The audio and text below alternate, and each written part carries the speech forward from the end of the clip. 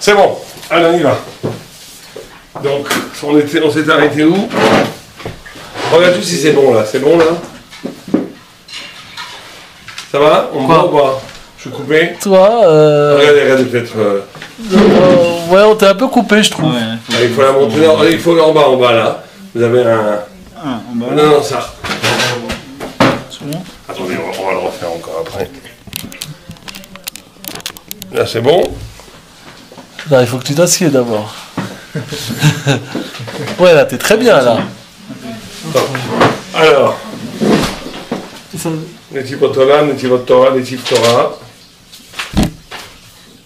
On s'était arrêté, vous vous souvenez ou pas du tout? On avait fait la Masechet Megillah, on avait fait. On avait fait Nida aussi. Au Perek Aniskar, à Noder, non? On n'est pas là? Moi, je me rappelle de Moed Katan, on n'a pas après. Abraham, tu te rappelles, on était où? Là, j'ai pas lu devant moi, mais je peux te dire qu'on fait. On était, je crois, on s'était arrêté, je pense, au Perek Etzad Ma'avirim, non? Amar Be'ezer, Amad Ertib. On avait fait Nida. Masechet Nida, ça on avait Perek Bet, on avait fait. Mais je crois pas qu'on avait fait Ah, ouais. Moed Katan. Moed Katan, on avait fait Moed Et Katan. Perek Aled de Megillah, Amar Abi. Amar Abi, Ite Marabi, Fray Baïs Moed. Megillah. On était bien avant, non? Non, je crois qu'on a Moed Katan. Voilà, ça, on avait fait Nida, donc on devait un Moed Katan, un date en arrière. Avec Kama de Moed Quelle dame vous êtes? Zéro. Ici. On avait Perek du mode Katan? Ouais, on avait fait le Tana de Bélier, à la faute et tout ça. Alors, est-ce qu'on s'est arrêté, vous savez plus? On fait Kama de Moed Nida, Katan. c'est ça, donc Moed Katan, c'est avant. Date de Nida. Ah, ça. Donc c'est là, on est là. Ok, allez-y, lisez, on vous écoute. Pour remplacer Rabbi Abraham. d'accord. פרק כ"ו במועד קטן כתיב וכל חפציך לא ישבו בה. חפצי שמיים, כמו המצוות, ישבו בה. וכתיב וכל חפציך לא ישבו בה, פירוש, אפילו המצוות שהן חפצי שמיים. Pas compris la question, ok? Non, il dit que tous les Chavtzacha lo yishvuba. Personne ne peut être comparé à la Torah. Ah, d'accord. Ah, Chavtze Shamaim, De langue de comme la mitzvot, yishvuba, elle peut être comparée à la Torah. Et après, il dit vechol chafatzim lo yishvuba. Pirouche, afilu a mitzvot, shem Chavtze Shamaim, ne peut pas être comparé à la Torah. Donc il y a deux mouvements. Il y a un premier mouvement où aucun olamazé, et ça c'est évident, ne peut être comparé à la Torah. On va essayer de comprendre quelle est cette non-comparaison. Parce que s'il y a une non-comparaison, il y aurait peut-être point de comparaison. Pour qu'il y ait une non-comparaison. Tu ne dis pas qu'il n'y a aucun rapport entre un chou-fleur et un avion. D'accord? Et après un deuxième mouvement en disant même les mitzvot, là, ils ne pas. Donc en gros, on a une contradiction, quoi. Est-ce que les mitzvot on peut être machevés à la Torah ou pas?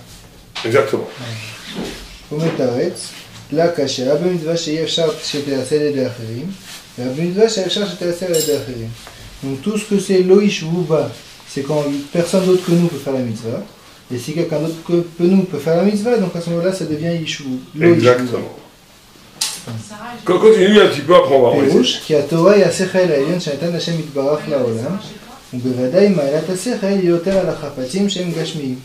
Donc l'explication c'est parce que la Torah c'est quelque chose d'intellect, voilà, donc qui n'est pas L'intellect pur, voilà, donc qui n'est pas accroché à de la matière, et c'est sûr que quelque chose qui est d'intellect pur est au-dessus de la matière.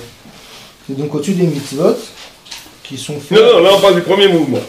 C'est au-dessus de Chavatzecha, au-dessus de tes possessions matérielles, c'est évident. D'accord? אוקיי, ואפילו חפצי שמיים שהם המצוות, וסוף סוף הם מעשים שהאדם עושה בגופו הגשמי. Donc automatiquement c'est aussi plus gavois que les mitzvot qui aussi sont faites avec le corps qui lui aussi est donc matériel. ואף כי לא ידע טעם המצווה.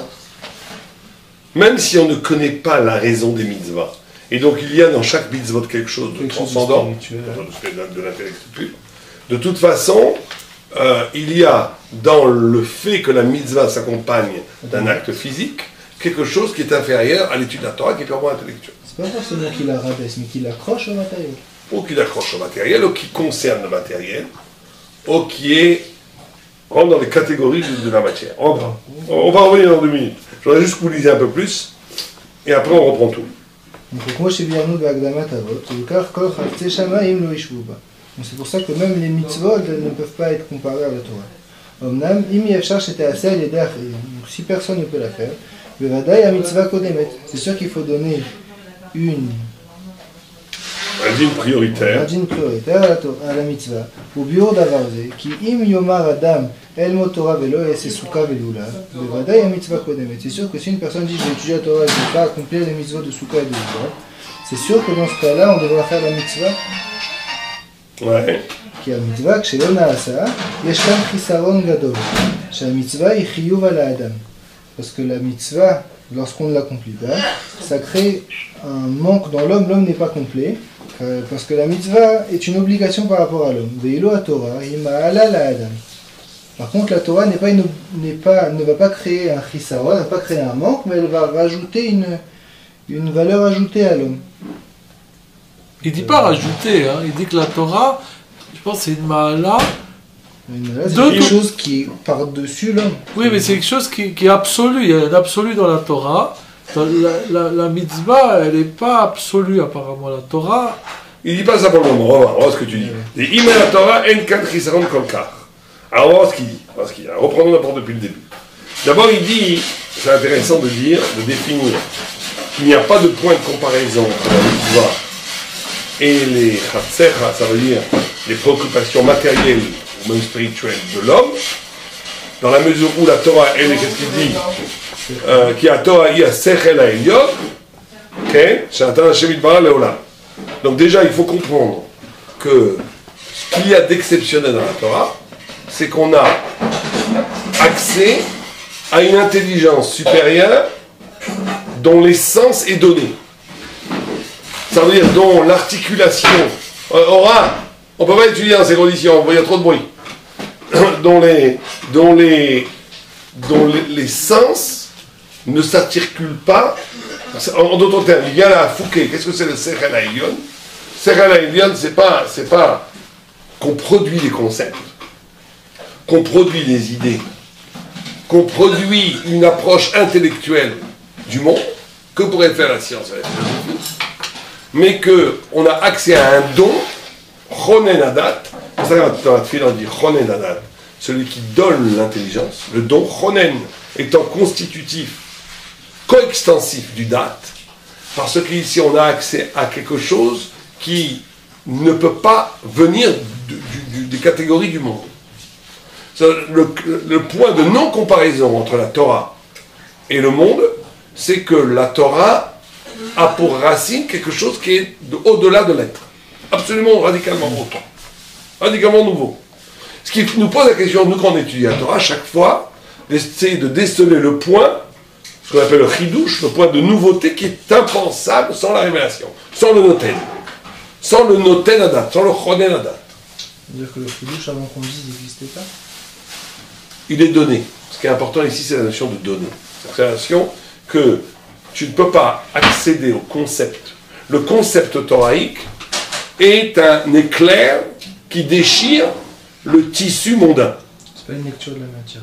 C'est pas une lecture de la matière, ce n'est pas une projection spiritualisée d'idées qu'on aurait pu former à partir de la pensée immanente, etc., etc.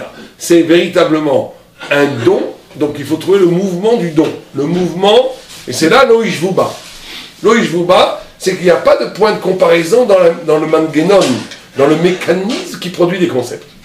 Et donc il y a une production de concepts qui est une Kabbalah, qui est un reçu d'un don.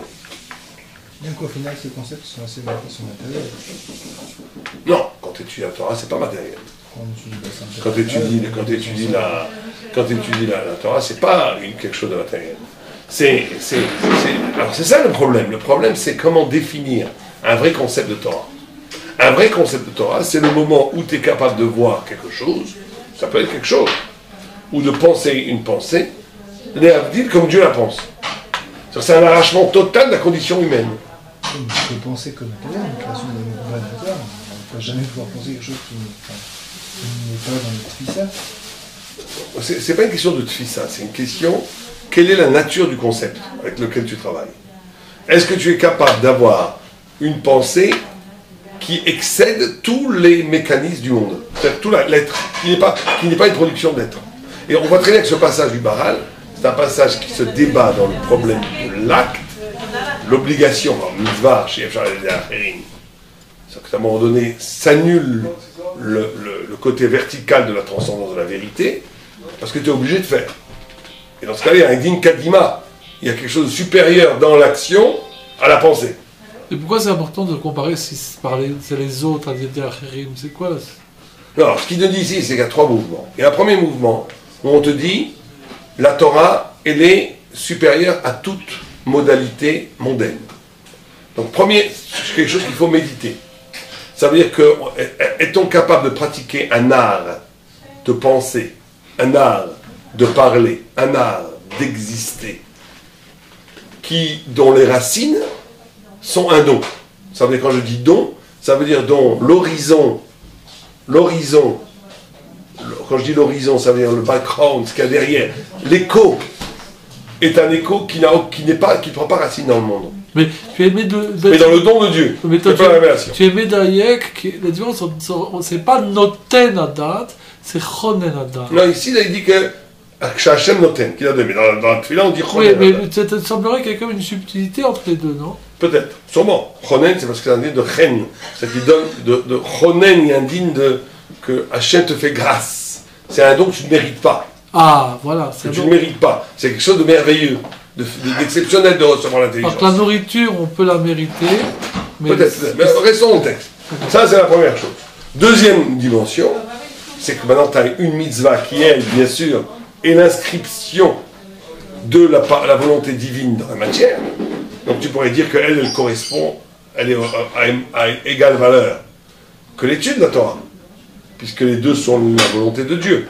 Et là, il te dit non. Il te dit que, puisque même afilu chavse shamaim, shema mitzvah, des sauf emmaassim. Alors là, on tombe dans quelque chose de très important. C'est que, même dans les mitzvot, tu ne peux pas échapper aux catégories du temps, de l'espace, presque du social, du monde. Dès que tu fais un acte, même si l'acte est un acte de mitzvah, il est capturé par les catégories du monde. Donc il y a une liberté beaucoup plus restreinte. Alors que quand tu étudies la Torah, tu es dans une liberté spirituelle absolue. Qui fait que tu es hors monde. Tu es hors monde. Maintenant, ce qui se passe à ce moment-là, c'est que, très bien, on aurait pu pousser la logique. Dans ce cas-là, on va mépriser le monde. D'accord? Et on n'a plus besoin de faire, presque on va dire. On va être dans la contemplation divine. Là, il te dit, omnam, cependant, il y a un phénomène qui se produit. Si une mitzvah n'est pas possible de faire, personne ne peut la faire sauf toi. Alors là, la mitzvah est kodemet. La mitzvah devient plus importante que l'étude. Pourquoi? Il explique pourquoi. Qui im a im yomar adam. Si un homme te dit, il a met Torah velo yasesuka, lulav. Qui a mitzvah, que chez l'onase. Et je canne chisaron de ce qui est extraordinaire, il dit. Il dit pas, parce que si tu fais pas, comme beaucoup le disent d'ailleurs, que si tu fais pas la mitzvot, ta Torah ne vaut rien. Que si tu fais pas les mitzvot, ça veut dire que tu n'as pas d'engagement éthique, et donc ça voudrait dire ça, que tu serais dans ton ego. Ce que très souvent on dit qu'il y a la différence entre un penseur thoraïque, un vrai penseur et un faux penseur. C'est qu'il y a un penseur qui ne doit rien à personne, qui est libre, qui n'oblige pas. C'est la pensée, et tu peux aller même très loin dans la pensée, mais si la pensée ne t'oblige pas, il y a un manque dans la pensée fondamentale qui fait que ta pensée ne vaut rien. Une pensée n'est valable que si elle t'oblige. Donc tu es obligé, mais il ne dit pas ça ici. Il dit un autre concept. Il dit que Yeshpo Chisaron Gadol, Sha mitzvah ichiyuv ala adam. Et donc il dit que l'homme a une obligation. La mitzvah, c'est la responsabilité. Et en ne la faisant pas, tu creuses un trou dans l'homme qui détruit l'homme. Alors même si la ma'ala, même si le rapport à l'étude de la Torah est infiniment supérieur à la mitzvah, si tu n'étudies pas, tu as manqué une grandeur. Tu passes à côté d'une grandeur. Mais tu ne provoques pas un trou, une destruction, toi. Alors que quand il y a une mitzvah qui t'appelle, c'est un chov, c'est une obligation. Et si tu ne la fais pas, tu te détruis. Et donc il est dans une autre logique. Il est dans une logique qu'une mitzvah qui ne peut être faite par personne, sauf que par toi, c'est un chisaron. Si tu ne la fais pas, tu rentres dans le chisaron. Entre un choix d'avoir le chisaron et la ma'ala. Et la ma'ala, tu choisis de ne pas avoir le chisaron. Parce que c'est pas symétrique. La ma'ala et le chisaron ne sont pas symétriques. Elles ne sont pas symétriques. C'est pas plus et moins. Ouais. Alors maintenant, il faut se poser la question, comment ça se fait? Qu'est-ce que veut dire d'un point de vue thoraïque cette confrontation entre le Chisaron et la Mahala? Comment se fait-il que ça existe, ça? Ça veut dire quoi, cette confrontation entre le Chisaron et la Mahala? Qu'est-ce que ça vous dit à vous? La question, c'est en gros pourquoi on... Ça renvoie à quoi? C'est très différent. Non, mais à un moment donné, un point de confrontation et un point de lutte entre la Mahala et le Chisaron, tu dois choisir le Chisaron. Ça renvoie à quoi? Ça renvoie à quelque chose de très précis. C'est ça qui fait que l'homme, c'est parce qu'il a le Chisaron que l'homme, on a donné cette grâce, comme je parlais de la grâce, du Chon et la Date, à l'homme. Parce que sinon, il y aurait un danger, Chas v'Shalom, presque d'être... Blasé? Non, presque divin. Ouais. Il y aurait un problème de divinité. En d'autres termes, Dieu te donne une infinité capacité conceptuelle, cognitive. Il te donne cela parce qu'il sait que ça ne pourra jamais devenir le lieu d'une idolâtrie où l'homme se pose comme un Dieu tout pensant, donc tout puissant, parce qu'à un moment donné, ton pouvoir de penser va être aboli par ta responsabilité. Et ça, c'est fondamental. Ça veut dire que c'est ça qui, quand on disait le point oblige ou pas oblige, là on tombe dans un nouveau nœud.